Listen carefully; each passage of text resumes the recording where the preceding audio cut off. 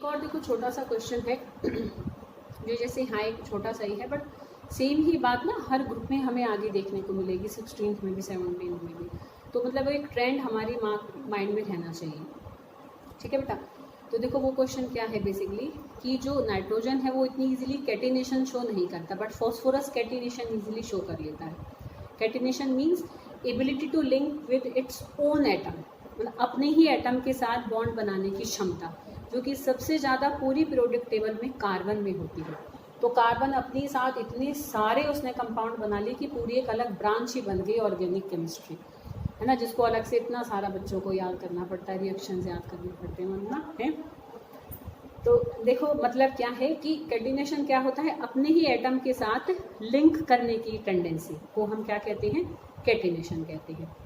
तो अब देखो जैसे जो नाइट्रोजन है ना, और कैटिनेशन में जनरली सिंगल बॉन्ड बनती है। ठीक है, जैसे देखो फॉस्फोरस अपने साथ देखो उसने देखो ऐसे सिंगल बॉन्ड खूब सारी बना ली, ये देखा ना हमने, इसी में देखा कि हर फॉस्फोरस 3 फॉस्फोरस के साथ सिंगल बॉन्ड बना ले गया। ठीक है, ऐसे ही और भी बहुत सारी बना लेता है, आगे हम इसके एलोट्रॉप्स देखेंगे। फॉस्फोरस ऐसे भी बढ़ता चला जाता है, फॉस्फोरस ऐसे भी बढ़ता चला जाता है। तो फॉस्फोरस फॉस्फोरस फॉस्फोरस ऐसे बहुत सारे एटम्स आपस में बन सकते हैं, पर नाइट्रोजन सिर्फ एक और नाइट्रोजन से ही बनता है, वो भी ट्रिपल बॉन्ड बनाकर। सिंगल बॉन्ड से अगर नाइट्रोजन बनता है तो वो बॉन्ड बहुत वीक होती है। ऐसे समझो कि नाइट्रोजन नाइट्रोजन की सिंगल बॉन्ड फॉस्फोरस फॉस्फोरस की सिंगल बॉन्ड से बहुत वीक है। ये बॉन्ड कैसी है, बहुत वीक है, और ये बॉन्ड कैसी है, स्ट्रॉन्ग। जबकि तुम कहोगे कि नहीं मैम अगर छोटे साइज का एटम होता है तो बॉन्ड हमारी मतलब 2 एटम पास पास होती हैं तो छोटी बॉन्ड बनेगी, तो वो ज़्यादा स्ट्रॉन्ग बॉन्ड बनेगी। तो this bond should be stronger than this bond, but this bond is stronger than this bond. ऐसा इसलिए होता है बेटा क्योंकि नाइट्रोजन के पास मतलब इस ग्रुप के जितने भी एलिमेंट है they have lone pair of electrons. Lone pair देखो क्या होता है, लोन पेयर तुम्हें 11th में समझा रखा है बट एक बार फिर से देखो बेटा। देखो ये मैंने इसका कॉन्फ़िगरेशन बनाया 1s, ठीक है, 2s और ये 2p3। ठीक है, ये इसका आउटर मोस्ट शेल है। इस शेल के इलेक्ट्रॉन बॉन्ड बनाने में हिस्सा लेते हैं, बट जनरली क्योंकि इसके पास 3 हाफ फिल्ड ऑर्बिटल्स हैं तो ये 3 ही बॉन्ड बनाने में यूज होते हैं। ये वाला ऑर्बिटल बॉन्ड बनाने में इतनी जल्दी यूज नहीं होता क्योंकि ऑलरेडी फुलफिल्ड है। तो वैलेंस शेल का वो इलेक्ट्रॉन पेयर जो कि बॉन्ड बनाने में हिस्सा नहीं ले रहा है उसी को हम लोन पेयर कहते हैं। ठीक है, तो यहाँ पे तुम देख सकते हो कि भाई नाइट्रोजन के पास क्या है, दोनों के पास एक एक लोन पेयर है। ऐसे ही देखो फॉस्फोरस के पास भी क्या है, एक एक लोन पेयर है। तो जब छोटे साइज का एटम होगा तो बॉन्ड क्योंकि छोटे बनेंगे तो बड़े पास पास होंगे, तो उनके लोन पेयर भी तो पास आ जाएंगे ज़्यादा। तो क्या होगा, उनके लोन पेयर में इतनी रिपल्शन हो जाती है कि बस उनमें तो लड़ाई शुरू हो जाती है और वो बॉन्ड इतनी वीक हो जाती है कि थोड़ी सी एनर्जी देते ही टूट जाती है। अब तुम कहोगे मैम लोन पेयर तो यहाँ भी है, हाँ यहाँ है, पर क्या है ये बड़ी साइज के हैं तो ये ऑलरेडी दूर हैं, तो दूर होने से बॉन्ड तो लंबी है पर लोन पेयर के बीच में रिपल्शन नहीं है। तो उस रिपल्शन ना होने के कारण वो बॉन्ड स्टेबल बनी हुई है। समझ में आई बात। तो अब यहाँ एक पॉइंट पकड़ना है कि छोटे साइज में, समझ रहे हो, कि वो तुम नाइट्रोजन में भी देखोगे, अगले ग्रुप में ऑक्सीजन में भी देखोगे, फिर फ्लोरीन में भी देखोगे।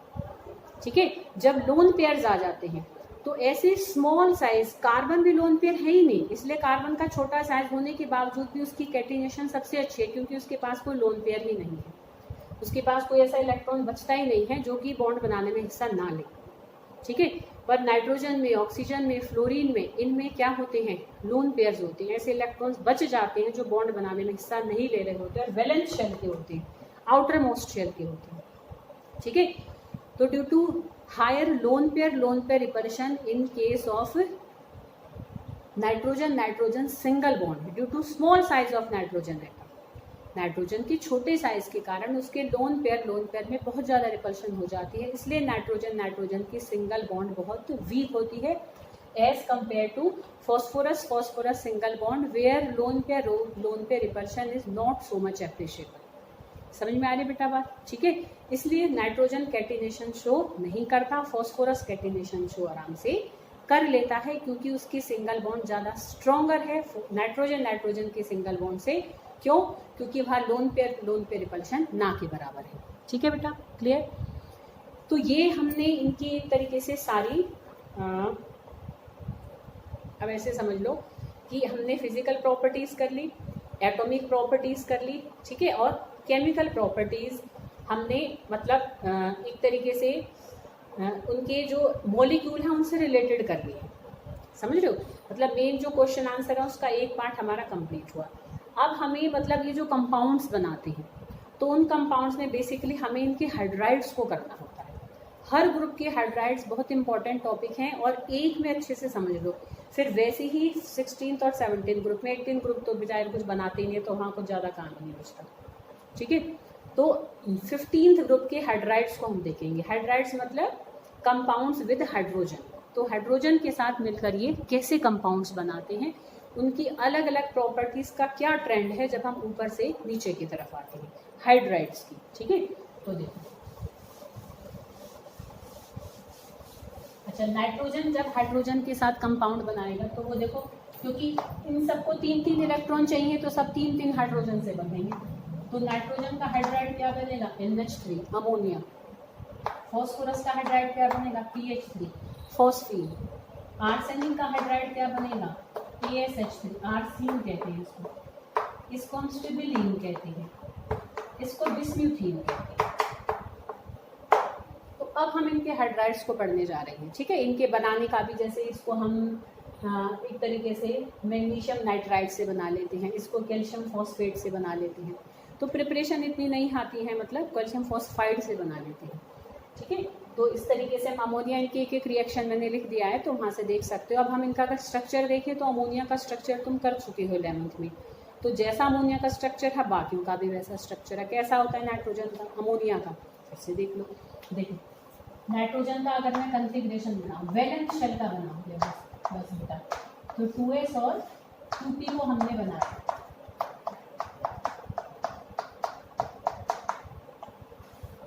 तो तुम देख सकते हो इसमें कौन सी हाइब्रिडाइजेशन होगी? sp3। अब तुम्हें हाइब्रिडाइजेशन वाला टॉपिक बेशक एक बार दोबारा से पढ़ लेना बेटा केमिकल बॉन्डिंग यूनिट में से। ठीक है, तो नाइट्रोजन में कौन सी हाइब्रिडाइजेशन होती है? sp3। कब? जब वो अमोनिया बनाता है। Hybridisation always takes place at the time of bonding. भाई कोई बॉन्ड बनाने के लिए आएगा तभी वो अपने अंदर ऐसे चेंजेस करेगा ताकि बॉन्ड ज़्यादा स्टेबल बने। ठीक है बेटा, तो इसके 1s और 3p आपस में हाइब्रिडाइज करेंगे तो 4 हाइब्रिड ऑर्बिटल नाइट्रोजन की जो बनेंगे। ठीक है, देखो इस तरीके से मैंने इसके 4 हाइब्रिड ऑर्बिटल बनाए। तो एक में 3 में तो क्या है? एक इलेक्ट्रॉन है, और एक में क्या है? 2 इलेक्ट्रॉन है। तो यही क्या बिहेव करेगा? Lone pair. ठीक है, क्योंकि एक फुल फील्ड है और तीनों हाफ फील्ड हैं, तो ये 3 हाफ फील्ड तो हाइड्रोजन के साथ ओवरलैप कर जाएंगे। ठीक है, तो देखो इस तरीके से जब इसकी शेप बनेगी, तो अब देखो यहाँ तुम्हें 11th में ये चीज़ कई बार बताई थी, मैं एक बार फिर से रिपीट करती हूँ। जब sp3 हाइब्रिडाइजेशन होती है, ठीक है, तो नॉर्मल एंगल होता है 109 डिग्री 28 मिनट। ठीक है बेटा, जब sp3 हाइब्रिडाइजेशन होती है तो वैसे बॉन्ड्स के बीच का एंगल, जैसे मैं नाइट्रोजन को यहाँ बनाऊँ तो देखो ये ऐसे 3 बॉन्ड्स बनेंगे इसके हाइड्रोजन के साथ, और एक यहाँ आ गया है लोन, उसको ऐसे बना देते हैं। तो बॉन्ड्स के बीच का एंगल कितना होता है? 109 डिग्री 28 मिनट, और शेप होती है टेट्राहेड्रल। कब? जब sp3 हाइब्रिडाइजेशन होती है। पर ये एंगल और ये शेप तभी है अगर कोई लोन पेयर नहीं है। ये तुम्हें बहुत क्लियर करी थी मैंने 11th में बात। लोन पेयर आकर सब कबाड़ा कर देता है। ठीक है, क्योंकि देखो अगर लोन पेयर नहीं है तो ये चारों एक जैसे होंगे, तो चारों बराबर एक दूसरे के डिस्टेंस पर रहेंगे, तो जो नॉर्मल डिस्टेंस है उससे जो एंगल क्रिएट होता है दैट इज़ 109 डिग्री 28 मिनट, और उस शेप को हम टेट्राहेड्रल शेप कहते हैं। ठीक है, पर अब तुम ये देखो कि अब चारों रिपल्शन तो एक जैसी नहीं रही, एक में तो 2 इलेक्ट्रॉन है और एक में एक इलेक्ट्रॉन है 3 में। ठीक है, तो लोन पेयर तो बिल्कुल वहीं बैठा हुआ है। ये बने बॉन्ड पेयर्स। ठीक है, बॉन्ड पेयर तो थोड़े नाइट्रोजन से खिसके हुए होंगे, हाइड्रोजन की तरफ भी थोड़े जाएंगे। सबसे ज़्यादा तो नाइट्रोजन जो चढ़ के बैठा है वो तो लोन पेयर है, तो वो क्या करेगा, इन बॉन्ड पेयर्स को रिपल्शन देगा। अकेला ठाली बैठा इंसान दुखी करेगा, ठीक है। तो ये लोन पेयर इन तीनों को रिपल्शन देगा। इसकी रिपल्शन से बचने के लिए तीनों पास आ जाएंगे। तो जो बॉन्ड एंगल होना चाहिए था 109 डिग्री 28 मिनट का, वो कम होकर 107 डिग्री रह जाता है। तो अमोनिया में एंगल कितना रह जाता है, 107 डिग्री, और एक बॉन्ड ही नहीं रहती, और जो बची हुई है वो पास आ जाती है, तो शेप भी बदल जाती है। तो अमोनिया की शेप को हम क्या कहते हैं, पिरामिडल शेप। एक पिरामिड सा बन जाता है, बस 3 बॉन्ड पास पास आके ऐसे छुप के बैठ जाती है, ठीक है। तो जितने भी 15 ग्रुप के हाइड्राइड्स हैं, सबकी शेप कैसी होती है, they all have pyramidal shape, ठीक है। सब पिरामिड के जैसे दिखते हैं। एंगल अलग अलग होता है। अगर हम एंगल देखें तो डाउन द ग्रुप और कम होता चला जाता है। जैसे अमोनिया के केस में 160 डिग्री है, फॉस्फीन के केस में और कम हो जाएगा। अच्छा, हम कहीं और कम क्यों होता जा रहा है, ठीक है। देखो यहाँ पर हमारा क्या है, देखो इसके एंगल की वैल्यू भी अगर हम देखें तो 93.6 रह जाता है। ऐसा इसलिए होता है बेटा क्योंकि इनकी इलेक्ट्रोनेगेटिविटी डाउन द ग्रुप कम हो रही है, ठीक है। इलेक्ट्रोनेगेटिविटी के कारण देखो, क्योंकि नाइट्रोजन की ये जो बॉन्ड पेयर में जो इलेक्ट्रॉन पेयर्स हैं, नाइट्रोजन का छोटा साइज है, इलेक्ट्रॉन पेयर्स को खींच के रखेगा अपनी तरफ, ठीक है ना। क्यों, क्योंकि उसकी इलेक्ट्रॉन पेयर को अट्रैक्ट करने की क्षमता बहुत ज़्यादा है। तो ये तीनों जब ऐसे पास आएंगे इसकी खींचने के कारण, तो इससे बचने के लिए तो ये एक दूसरे के पास आए, पर ज़्यादा भी एक दूसरे के पास नहीं आ पाएंगे। क्यों, क्योंकि ऑलरेडी ये बड़े क्लोज है नाइट्रोजन के, तो ये ज़्यादा पास नहीं आ पाते, तो एंगल थोड़ा बड़ा रहता है। फॉस्फोरस के केस में क्योंकि इलेक्ट्रोनेगेटिविटी कम हो गई, तो ये थोड़ी दूर हो गई, तो ये इससे बचने के लिए और ज़्यादा क्लोज, इनसे ये ज़्यादा से ज़्यादा बचेंगे, पर उतना ही तो बच पाएंगे कि खुद की रिपल्शन शुरू ना हो जाए।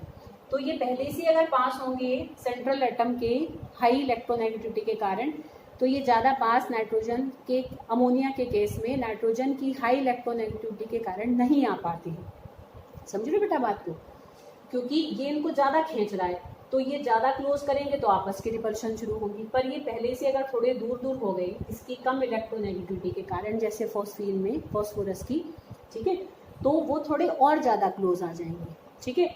इसकी इलेक्ट्रोनेगेटिविटी कम है तो और पास आ जाएंगे, और पास आ जाएंगे। तो जैसे जैसे हम ऊपर से नीचे चलेंगे तो बॉन्ड एंगल डिक्रीज होता चला जाता है due to decreasing electronegativity of central atom. ऐसे सिंपल रीजन ध्यान रखना, ठीक है। क्योंकि सेंट्रल एटम की इलेक्ट्रोनेगेटिविटी डाउन द ग्रुप कम होती चली जाती है, इसलिए बॉन्ड पेयर की रिपल्शन भी, मतलब उनमें लोन पेयर से जितना ज़्यादा बच सके वो बचेंगे, तो और क्लोज आते चले जाते हैं। सिंपल रीजन हम खाली इलेक्ट्रोनेगेटिविटी दे सकते हैं कि उस वजह से bond angle down the group decrease होता चला जाता है, ठीक है। क्लियर बात बेटा। तो ये हमने इनका बॉन्ड एंगल देखा, ठीक है बेटा। अब देखो और भी प्रॉपर्टीज़ हैं, जैसे बॉइलिंग पॉइंट है, मेल्टिंग पॉइंट है, थर्मल स्टेबिलिटी है। तो इन सबको हम एक साथ ही ना, एक ही उसमें करेंगे, तो इनको हम अब मतलब नेक्स्ट जब भी मैं वीडियो बनाऊंगी ना तब उसमें करूँगी। अभी इतना करो और ये अच्छे से बेटा ये सारे क्वेश्चन आंसर्स लर्न करना, ये सारे इंपॉर्टेंट हैं, ठीक है।